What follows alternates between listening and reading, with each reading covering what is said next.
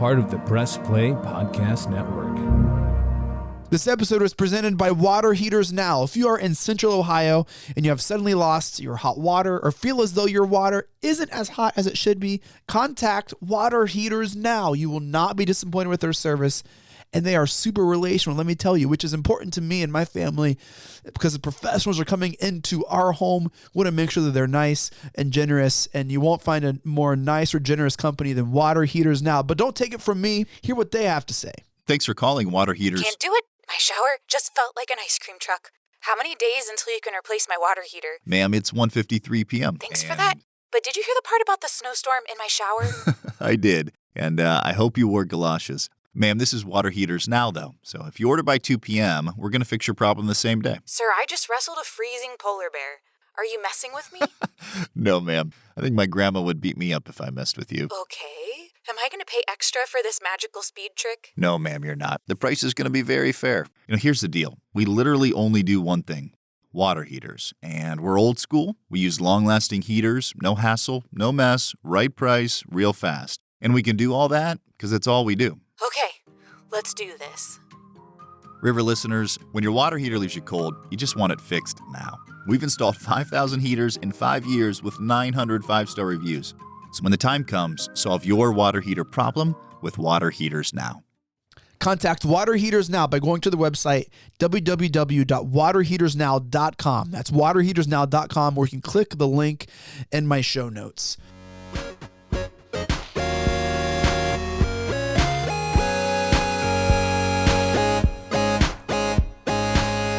Welcome to the Chase Smith Podcast, a conversation on current events and culture. We are proudly part of the Press Play Podcast Network, empowering diverse voices to launch professional, engaging podcasts. With me today, my good friend, he's a 4-year NFL vet, 2015 national champion with the Ohio State Buckeyes. You can hear him on the official Cleveland Browns radio show covering pregame. You do postgame too? Yes, I do. Pregame, postgame for the official Cleveland Browns. He's a frequent guest of the Ultimate Cleveland Sports Show, found on YouTube, and he's a co-host on the Orange is Orange Browns podcast, the premier Cleveland Browns podcast, available on all platforms. Tyvis Powell, Tyvis, what's up, man? That is some intro. You tell you what, if I ever get accepted for an award or something, I'm gonna let you bring me out. Let's go. Last time we talked, man, it was around this time last year. We talked about fandom and how I don't know much. I have a fandom blind spot, and that's the Ohio State Buckeyes. Tyvis, I gotta say this year I took more steps toward Buckeye fandom than I ever have. Let me tell you what I've done. This year, when they first started sending out videos of the Ohio State marching band warming up, I felt a little something inside. I felt a little tingle. That got my blood going a little bit. All right. I purchased Ohio State Buckeye cornhole bags. Really? My first ever Ohio State purchase right there. No, I bought a hat before I went to a game. And I watched the final seconds of the semifinal college football playoff. Yeah, that wasn't great. That one wasn't great, but correct. It was a really good game. It was a really good game, and unfortunately couldn't get that kick to go through, and it was right when the ball was dropping. It was bad. But you know what? I have never been so proud of them because nobody gave them a shot, and it was, they believed in each other and they believed in itself, and they found out that that's all you really need. And they made that game more interesting than a lot of people thought that it would be. Unfortunately, some defensive breakdowns in the end led to some big plays and some big scores. And obviously we missed the field goal in the end. But I tell you what, as an alum, I've never been more proud of them than by the way they fought. I was a proud Buckeye that day. Even though they lost the game, I still was proud to call them my alma mater because they literally fought to the end of that game. And that was something that I could be proud of. Yeah. I found my third favorite Buckeye ever this year. So the first... well, Tyvis, you and Eddie George are 1-2. I don't know which one is 1-2. Oh, Eddie George is before me easily. I don't know, man. I don't know. Eddie freaking George. Are you serious? So it depends on the day. That flip-flops 1-2. But CJ Stroud, I call him CJ Stroud because the dude, man, I was a fan when he bought all the players' suits, like right before the season. Yeah. And this article went out, and I just fell in love with the guy. And so I very high on my Buckeye like favorite list. And I think he's going to be an excellent pro football player. Granted, I hadn't watched a lot of football this year, haven't watched a lot of him play. CJ is one of those guys that, when I watched him this season, I was never really 100% sure about him. I wasn't sold on him. Like, I knew he threw a great ball. He made some good plays, but I always thought, like, man, you got your receivers is like number one draft picks in the draft. So, of course, you got the talent there. So, for me, I wanted to see, it was about attitude for me. Like, when he spoke, like gave his speeches and they would record them and put them on like social media, I wasn't really moved by what he was saying. Like, I was like, this doesn't fire me up at all. But the way he played in that last game, if he continues to play like that and carry himself like that Georgia game, if that's who he's going to be, then absolutely he'll have an amazing career in the NFL. I remember last year when the quarterback was up for grabs, a bunch of freshmen came in and he ended up out on top. He had to fight through a lot of noise last year. He kind of had a rough start to the year.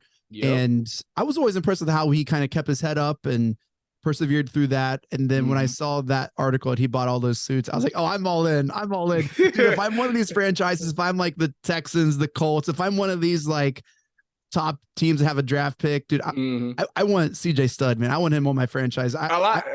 As this thing is going on, it started off, Mel Kiper started off talking about, Will Levis is the top quarterback in this draft. But as things is moving along, CJ's name is slowly, because you can't deny what he did and who he did it against. It's Georgia, the number one team in the country, and yet you were still out there able to make plays. He was able to. He used his legs, which is something that people said, "Why won't you run?" He like put all of that to bed. So, like I say, you can't, if you think about these quarterbacks last game, that right there is fresh on your mind. And any owner, NFL team will look at that and be like, this is a guy who puts everything on the line. He went out there and literally gave it everything he had. I don't think there was nothing more he could have done to try to win this game. And if you can play like that in the NFL level, that's all you want. That's what you want your franchise guy to be. The one of those guys that's first in the building, last out, willing to go the distance, whatever it takes to win games. Like, that's who as a team, like as a teammate, I would love for that guy to be my quarterback. I could play with a guy like that. So you definitely want that guy as your franchise quarterback. And I think that matters so much for a quarterback on an NFL team. I think a lot of it is fit and system and like is the quarterback's ability match like what the team's trying to do. I think that dictates a lot of the success of an NFL quarterback. But as far as all of like the character intangibles, all that, I mean, I don't know. CJ Stroud, do you think he's going to be the number one pick? I tell you what, it depends on who it is. It depends on, because I think Chicago to me, if they traded they pick, I would think that they could trade it with the Colts. I personally would love for the Raiders to be the ones that trade for them. However, if Chicago trades with the Raiders, they won't get who they want. See, if they trade with the Colts, I think the draft could go anywhere like this. If Chicago traded their pick to the Colts, it would go either CJ or Bryce Young, 1 and 2, whatever order you want to put it in. It'll be Will Anderson going to Arizona, and Jalen Carter will be going to Chicago.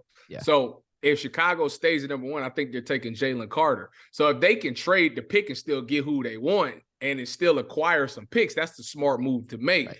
But if they traded with the Raiders, I'm not necessarily sure that Jalen Carter will still be there for them. Dude, those Raider unis go hard, man. Yeah, listen, man, CJ Stroud and Josh McDaniels defense with a good run game and Devontae freaking Adams, Hunter Renfrow, and Darren Waller to throw to, man, he'd be living the dream. They can't see your smile on a podcast, but I'm liking that sounds good, man.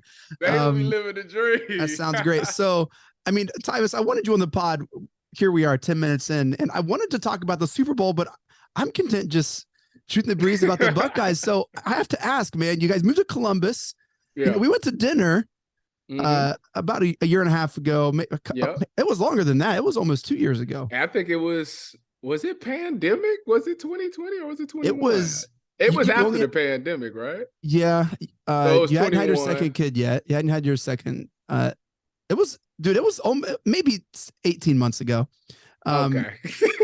It was something like that. Yeah. And so, we were just casually talking and I was like, man, is coaching ever something on your mind? Everybody keeps saying this to I me. know. I gotta ask, man. You just moved back to Columbus. Is that something that that's maybe changed from the last time we talked, like maybe just different seasons, and that you would maybe be open to a conversation about with whatever program happened to be?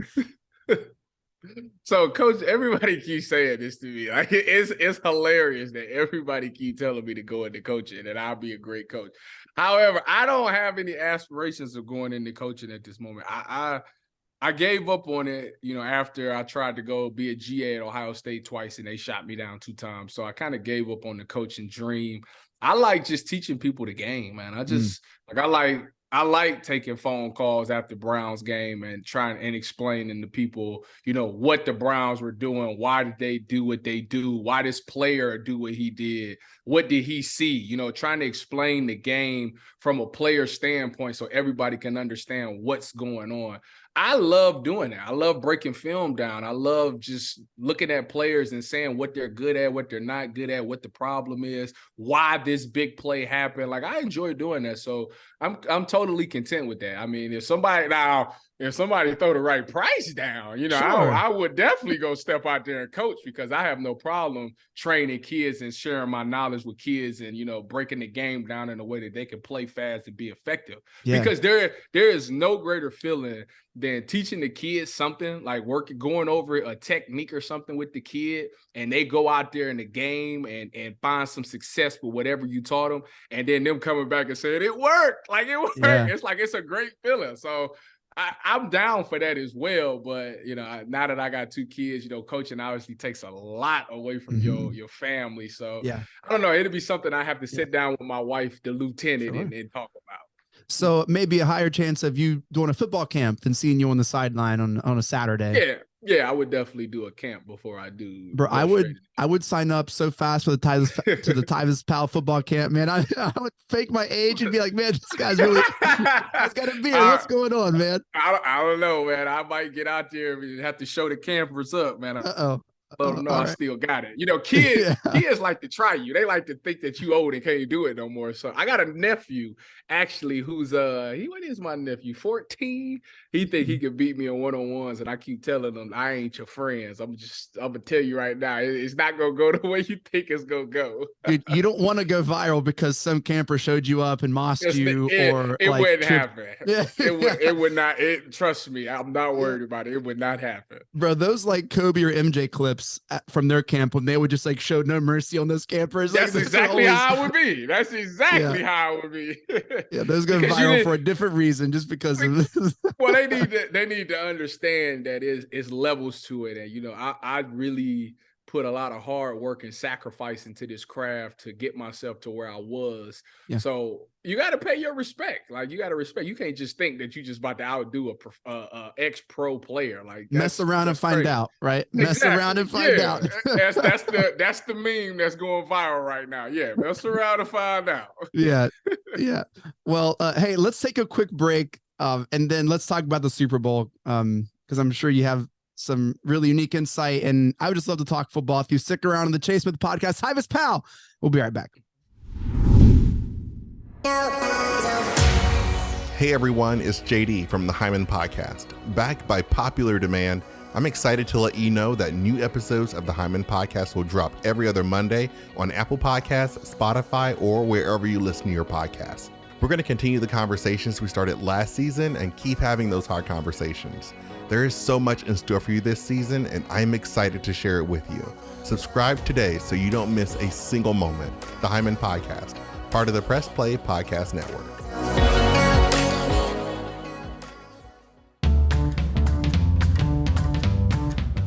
Hey everyone, this is Don Mike Mendoza, the host of Producing While Asian.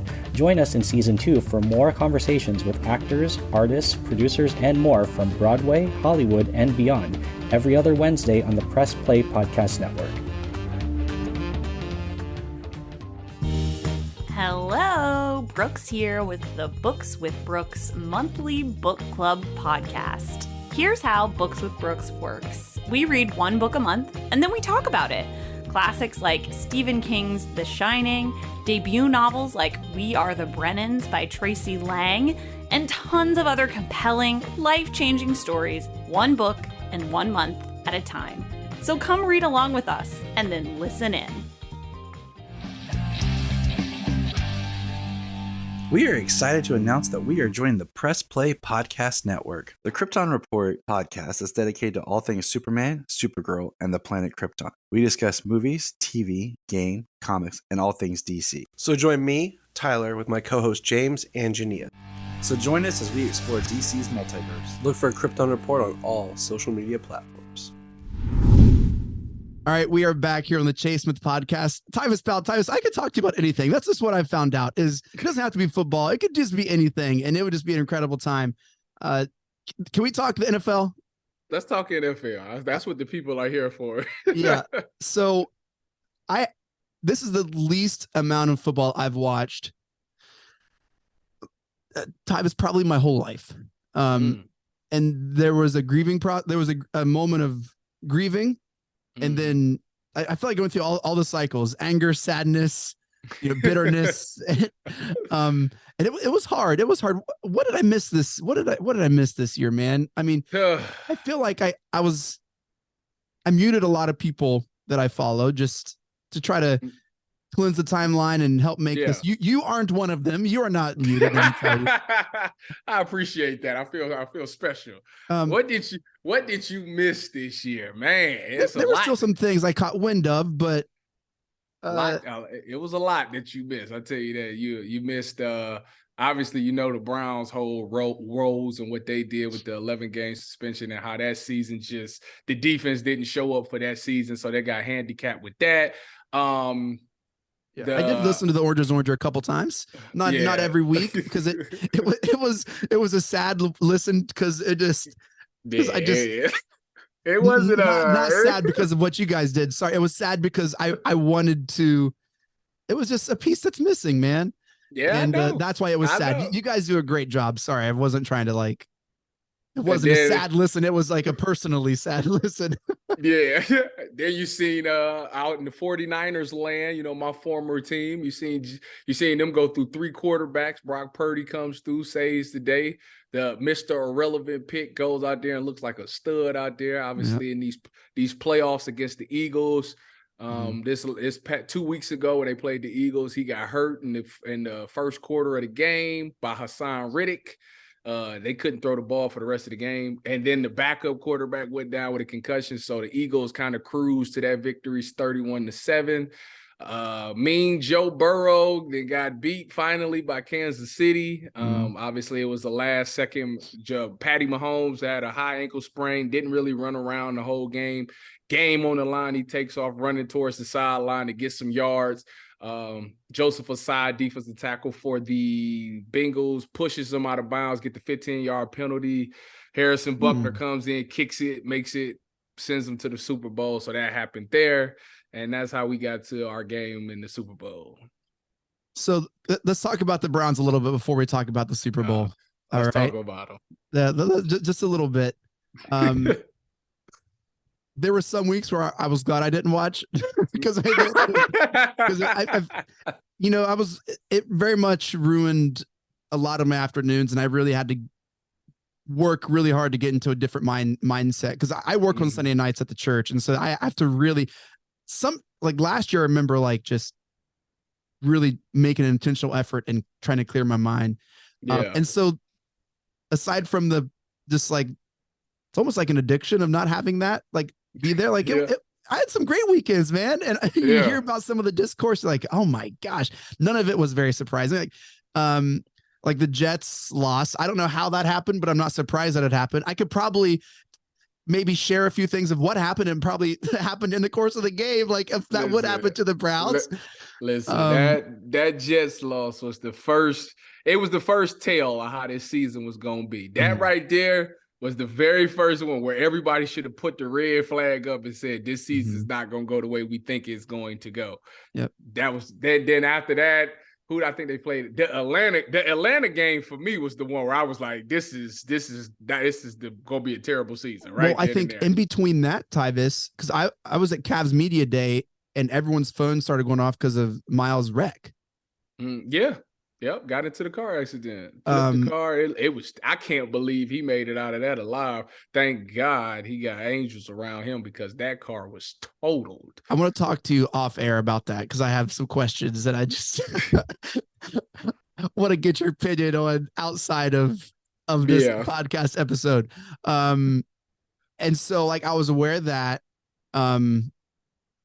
Jacoby.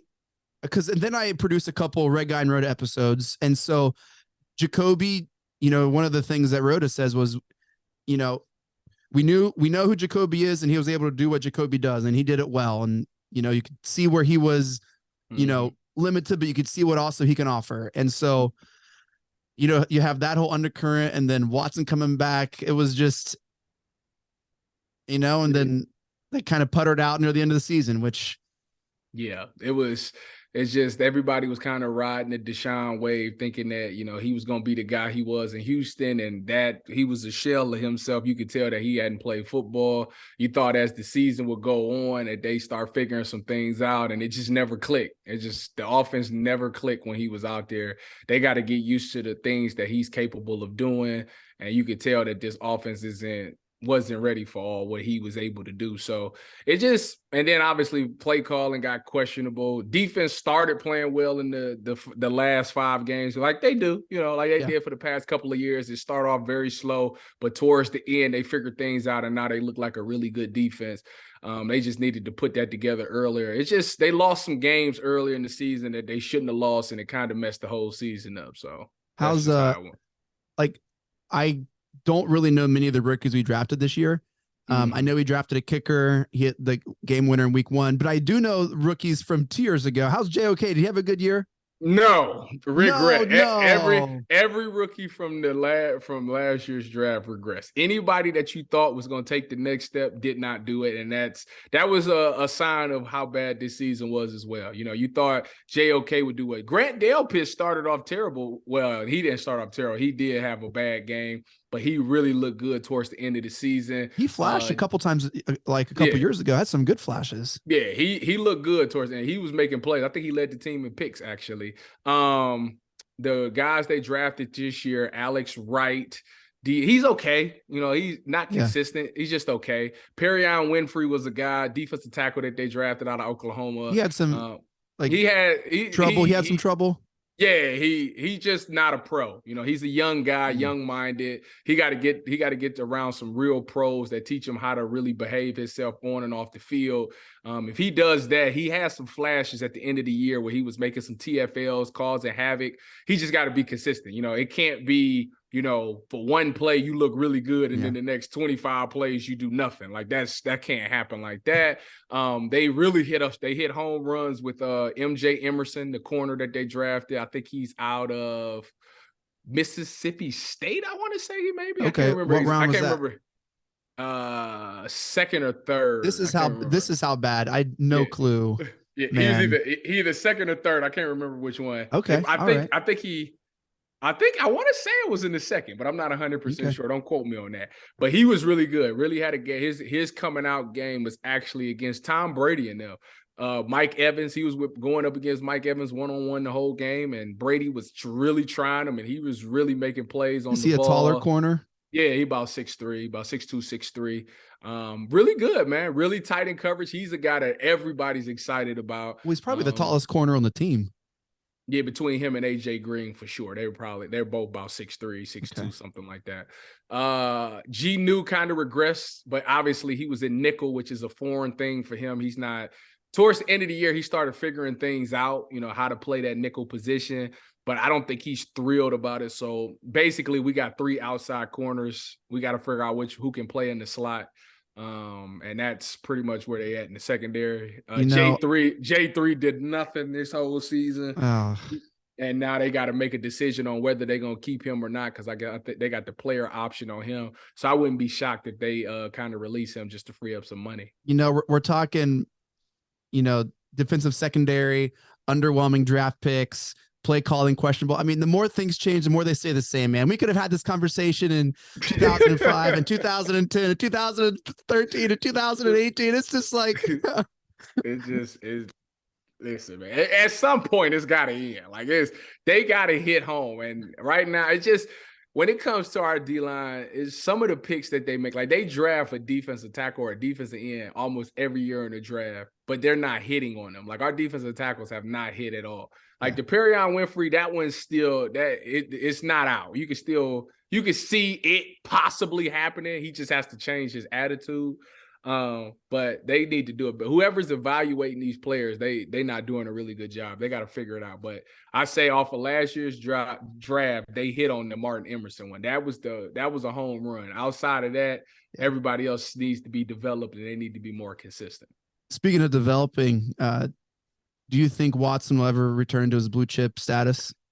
I tell you what, Kevin Stefanski's job is on the line. He better, right? A lot of people. I think so. This is the thing. The thing about when I watched Deshaun play, this season, he showed flashes of the guy from Houston. Like I seen it.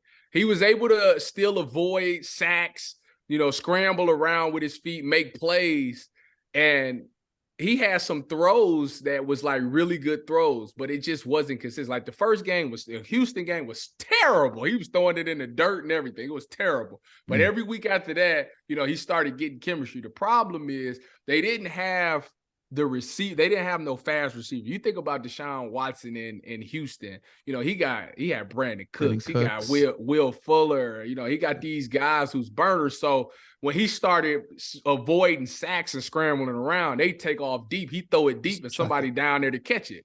Well, when he starts scrambling around, they weren't aware that, hey, go deep. So he's scrambling around trying to find somebody to throw too deep, and they're all like running shallow routes covered, just like kind of watching the show.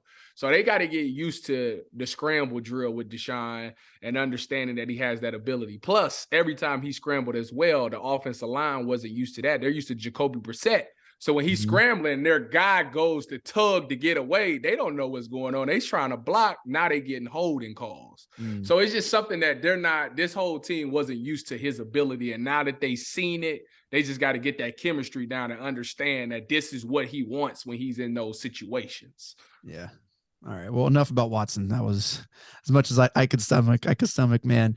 That's a great evaluation. I'm trying to tell you. I asked. That was. I think a lot of people are hoping he does return to that because, like you said, their job is probably on the line. For $240 million and 3 draft picks, he better. Sorry, one more Watson question. They give him 2 years? Are they is it middle of next season where they begin to admit defeat, or is it what does that look like? So if Deshaun Watson ain't making a playoff push this season, and it's kind of, that's where obviously Kevin Stefanski's out. And now everybody's questioning the whole thing. So I think it has to be something this year. If they don't make something happen this year, then to the fan base, it was a waste. He will outlast Stefanski. Oh, heck he is. Stefanski would be long gone before they had for $240 million. You have no choice. It's like Russell Wilson in Denver. We have no choice but to ride with this guy because we've already mortgaged our future and we've paid him. So we have no choice. So 2 seasons, you think 2 full seasons at the very least? Yeah. Yep. So even if he don't do it next year, Stefanski will be gone next year if he doesn't do well. Then the season after that, if he still don't do well, now we looking in the draft looking for somebody to come on and replace him. More things change, man. Let me tell you, that's and we back at square one.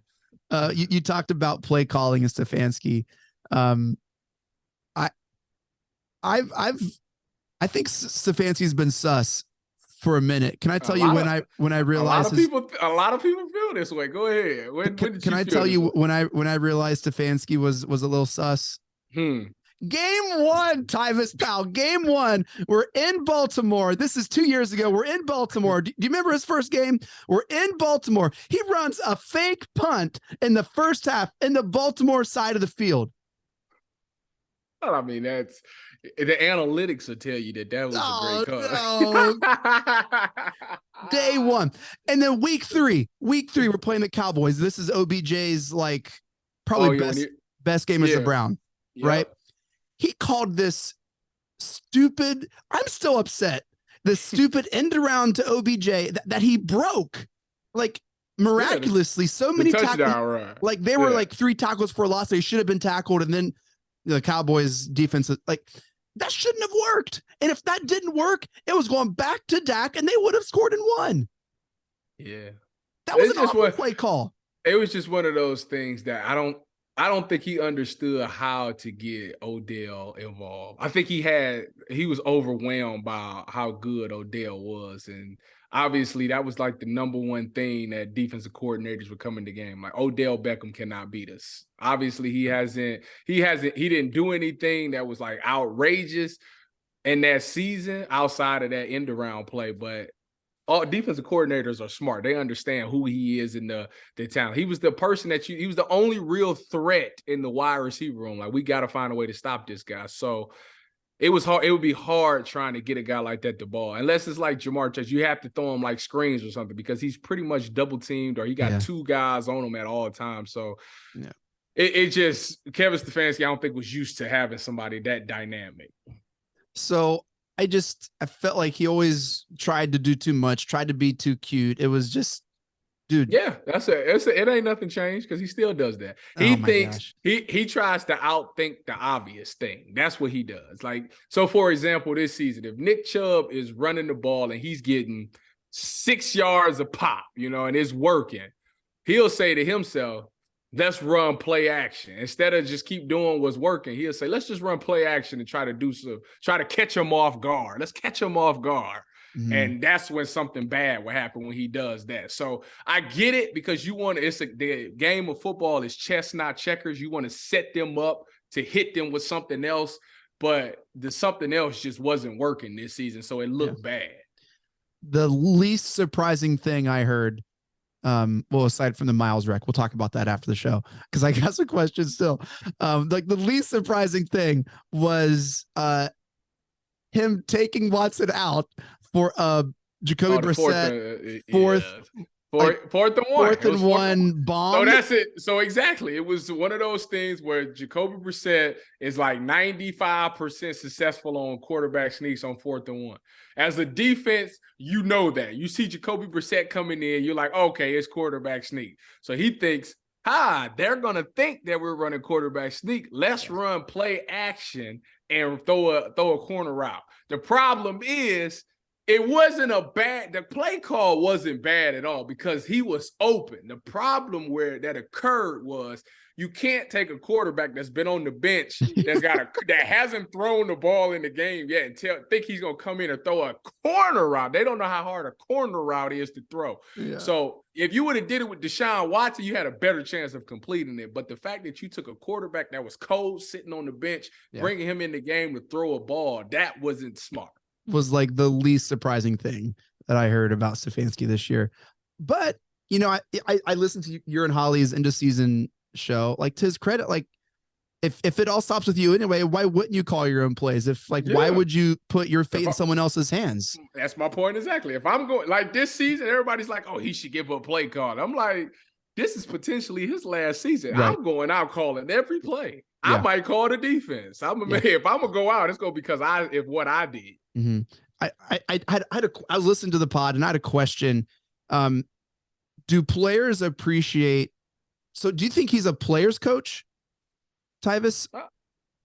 Would you say he's a player's coach? I think he listens to his players more times than not. I think he has his own culture and whatnot. But I think if a player comes up to him, like if Joe Patonio came up to him and say, hey, we tired, we need some time off, he'll give him the time off. He'll listen to what the players say and take it into consideration. I think it seems like culture is an issue in the locker room. And so he he always protects his players, it seems, in post-game interviews. He never throws a player under the bus. And so I think from the outside, that can be perceived as, well, there's no discipline, there's no accountability. But internally, inside, are players thankful that he's not singling players out, even coaches? I remember having this conversation with somebody. Like, honestly, you would respect that more as a player, because obviously as a fan, you know what it is. If I blatantly mess up and you're watching the receiver drop a ball, you know exactly it's my fault. But if a coach is going to stand there and take the bullet for me and not throw me in under the bus, like, I respect that. Like, that makes me play harder for a guy like that, because now I feel bad that he got to stand up there and take criticism for something that I did. Yeah. So now it's up to me to make it right for him. Like, I got to go out there and play my heart out for him, because this guy took up for me when he didn't have to. So it's a respect thing.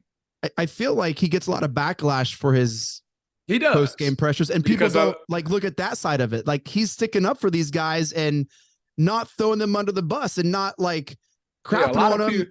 A lot of people want, like, I think Jim Donovan went on Bally Sport, and he was saying that, that y'all need to be more. The fans deserve more. Yeah, let us in. Let us know what's going on. And I'm not a huge fan of that. I'm not like, because fans like to twist things, put spins on things. So it brings more attention, negative attention, than people think. Like, if somebody messes up, you could be like, okay, Tyvis just took a bad angle on this. He'll be right. We're not worried about it. He'll be right the next time. Like, okay, that's fine. Everybody knows that I did that. But like, to go out there and say, oh man, listen, Miles got into a car accident. We all in panic. We don't know what's going to happen. This D-line is terrible. Like, to do that, that's not the way to do it. To me, I wouldn't like that. So what is wrong, would you say, with the culture? If the coach is doing what he can publicly to bring accountability to the players and to let them know that he has their back, like, what do you think is the huge thing? Like, what's going on? Well, I think when you look at it, it's really it was defensively. It was lack of leadership on the defense. Like, everybody looks for Miles to be this great vocal leader, and that's not who he is. He's a lead by example type of guy. Like, I'm gonna go out there, I'm gonna go hard, I'm gonna do what I got to do. But I'm not one of those guys that's gonna get a rah-rah speech and get people in line. That's not who I am, and that's the guy that they're missing. Anthony Walker, to me, seemed to be that guy. And once he went down, they didn't have that guy. Like, who was on that defense that was checking people? Like if I'm out there playing and somebody messing up, why aren't you holding them accountable right there? Like, in that moment, you need to let them know, hey, bro, like, I need you. Like, you leaving this gap open. I'm playing linebacker. You leaving this gap open, or you not eating up your block. Now these linemen is on me and I can't make my play. I need you to do your job so I can do my job. Can you help me out? It was like none of that seemed to be going on. It got to a point where they just looked kind of lackadaisical out there on defense. And like I said, there was no player leadership. Yeah, coaches can say things all the time, but it's like kids. It's better to hear it from your peers than hearing it from a coach. Because if you hear it from your players, it means more, because you in this struggle with me. You going through the same thing with me. You feel the energy, you feel the pain that they feeling. So it makes you want to do better. But if a coach said, they don't necessarily, they understand the game, but they're not out there in the grind with you to understand what's going on. So I think they just missed that player on defense, that vocal leader that they need. Yeah. At the end of the day, you feel like they make the playoffs next year? I know it's super early. We still haven't talked about the Super Bowl now, but man. I mean, how you feeling like right now without free agency, without offseason moves? You like their chances? Nah, I don't. Nope. Now, as the roster currently stands right now, not at all. I don't. I don't either. Just being real, I don't like it. They need to make some changes expeditiously. My unprofessional, unwatched opinion. I think it's a really crowded AFC with a lot of really good quarterback play.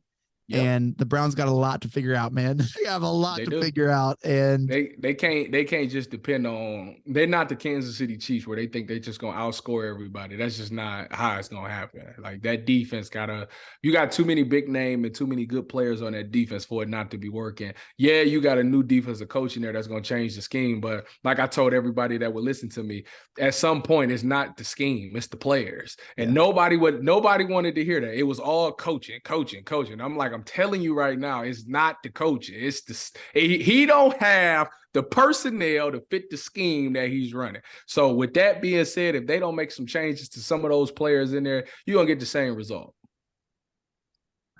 Let's talk Super Bowl. All right. We're going to do it for real this time? For real, finally. What are we at? Minute 35, 40 here of the pod. Finally talking Super Bowl. Biggest game of the year, Super Bowl. We got the Chiefs, the Eagles. They're both 16-3. An exciting offensive matchup on paper. I mean, this should be all a fun game to watch. You would think. You would think. I would tell you what, it's just the fact that obviously Patty Mahomes suffered that high ankle sprain. So that kind of limits him a little bit, even though he does crazy things. Obviously he can make some crazy throws, but he lost some receivers too. It was a couple of receivers that got injured, against Cincinnati. So that he was out there with like third string. He was Travis Kelce, MVS, and some bunch of no-name receivers that we know. So that kind of scares me a little bit. When I look at Philadelphia, when I look at their team, I really don't see a lot of flaws. I mean, they got great linebacker play, great secondary, great defensive line that led the league with 70 sacks on the season. Their offensive line is rated number 1 on PFF. They got a bunch of great wide receivers that make plays. They got a tight end that makes plays. They got a mobile quarterback, and they got Miles Sanders in the backfield, which they also got 2 other running backs that they rotate in there as well. So their trade for AJ Brown was like overlooked. Like that was huge. It was definitely something they needed. They went out there with the plan. They did the same thing that Miami's plan was. We're going to go out there and we're going to address everything but the quarterback. We're going to get you a great wide receiver. We're going to get a great defense. We're going to get you some weapons to throw to and stuff like that. And if it doesn't work out, then we understand that the quarterback problem is the problem. We'll go find one next year or in the draft. They did that. Detroit did that. And Miami did that. Those are like the 3 teams off the top of my head that focused on getting all the pieces around and understanding if it doesn't work, it's solely on the quarterback. Obviously, it's paid off. Jalen Hurts had an amazing year this year. MVP? Nah, Patty Mahomes getting MVP. That man threw for about 5,000. He threw for 5,000 yards. There's no way he's not getting it. It's just the fact that Kansas City's defense has never been a strong suit. Chris Jones got his first 2 career playoff sacks last week against Joe Burrow, which is crazy to think. Yeah. Amazing player that he is. He's going to have to find a way to be effective, and I don't know if they got enough because, like I said, the Phillies offense, that RPO game is something crazy. I remember going against it when I was in college, and I hated it because it gets your linebackers eaten up, and you can't understand if they're running or passing. So I think it's overall, I'll tell you what, Brandon Ayuk for the 49ers has come out this week, and he said, and it's the craziest thing. He said that the Eagles is not who we think they are. He said that if the quarterback and Brock Purdy never got injured, they would have exposed the Eagles secondary for who they really are. And he said that if he was betting on this game, he would take all the money he owned and he'd bet it on the Chiefs because he said they're going to expose them. So the Chiefs are underdogs. Yes. Chiefs are the underdogs. Yeah. So I just want to kind of at a glance here, who would you say as the better coach, Reed or? Andy Reid. I don't even know. It's first year Eagles coach. No, it's his second year. Nick Sirianni. Second year. That's right. Yeah. Sorry, all you Sirianni fans. I don't want the Sirianni hive after me. Better quarterback. Patty Mahomes, Chiefs. All right. Better offense. See, that's where it's at a standstill right there because it's Patty Mahomes and Travis Kelce, who is probably going to go down as 2 as the greatest to ever do it. But that's it though, because like I told you, they receivers got hurt. Yeah. So if that's the case, you got to give it to Philly because they got the tight end, they got a good quarterback, they got a running back, and they got 2 good wide receivers. Yeah. It seems like we both agree that the Philly has the better defense. Yes. So if defense wins championships, I always remember that. It does. I'm talking to a defensive guy, so yeah, you are. I'm not trying to like that. I think that is proven in the NFL probably more than any other sport. I don't know. I think head coaching and quarterback play. I think that carries matters. a lot of weight. It does. And it really does. Start looking at. I was reading some articles today about just some of the quarterbacks the Eagles have played, and they haven't played it. They ain't played nobody. A ton of good quarterbacks, Tyvis. That's what everybody keeps saying. It's like, well, the Eagles haven't played anybody. And it's like, yeah, that's true. But I don't know. It's too much. Like, what scares me is that if Patty Mahomes was healthy and he had healthy wide receivers, I could see it. But because it'd turn into a shootout. It'd be just a big shootout because the Chiefs defense ain't stopping nobody. To me, personally, I don't think they're stopping anybody, especially that RPO game. It's very tough to stop. There's a lot of discipline that goes into it. But when I look at Philly, like I say, them 70 sacks, man, and I watched them go up against, what they did to the 49ers. Now, granted, the 49ers couldn't do nothing but run the ball because both quarterbacks was out and they couldn't throw the ball at all. So it kind of got watered down to see what Brandon Ayuk was talking about. I would have loved to have seen, if I would have seen Brock, if they would have beat Brock Purdy, a healthy Brock Purdy, and a healthy 49ers team, then I have my faith 100% in them. I'm leaning like 70-30 towards Philly just because of the fact that, they are the more healthier team coming into this game. And I just think they just got a special thing going right now. And it's hard to beat a team that's kind of special like that. Yeah. I just feel like if all the people, betting the Eagles, it's just probably terrifying. I don't know if there's a scarier quarterback to bet against than Patty Mahomes, man. Him and Joe Burrow, I really would not want to bet against. Because the thing about, I'm not saying that the Philly gonna go out there and blow them out in any means. You got Patty Mahomes, so you got a chance. And Patty Mahomes is going to at least keep you in the game. I mean, even when they lost that Super Bowl and they lost to Tampa Bay, Patty Mahomes was out there fighting for his life, trying to make something happen. So he can do something and he can make some plays happen. I just don't know if he can do it for 4 quarters and still keep up. Like that Philadelphia defense, having that pressure on you. Obviously, we seen what Tampa Bay did when they had the pressure on him that year. Yeah. Having that type of pressure on you, it changes you. Yeah. Well, it should be fun. I'm excited. You got any special plans to watch the game? I don't. I think I might be in Worcester with my wife's family watching the game. Hey, love that. Love that. This is one of the first times in the past handful of years that we don't have a service at church that night. I'm leading worship at this huge student conference this weekend. And so we canceled our Sunday night services. And to be honest, I didn't even know it was a Super Bowl when we were working out the schedule. And so get to be home with my family and a nice chill evening just to relax and watch the game, man. Are you excited to watch Rihanna at halftime? Yeah, I didn't know she was at halftime. Yeah. Dude, Rihanna's the halftime performer. Yeah. Dude, I'm excited to watch football. It's been hard, man. It's been hard. I understand. Football is a major part of, probably too big. I'm excited to watch it. I think we're all excited to watch it a little bit. But I was excited for this. Tyvis, thank you so much for coming on my pod, man. It is so good to talk to you. Thank you for allowing me to come on. It's been a while, man. Oh, my goodness. Well, that does it for this episode of the Chase Smith podcast. Thank you all so much for downloading and listening. Shouts to our sponsors. Water heaters now. If you're in Central Ohio and your water heater goes out, get a hold of water heaters now. They will come today and fix your hot water tank so you don't have to take a shower or bath in cold water as long as it is before 2 p.m. Water heaters now.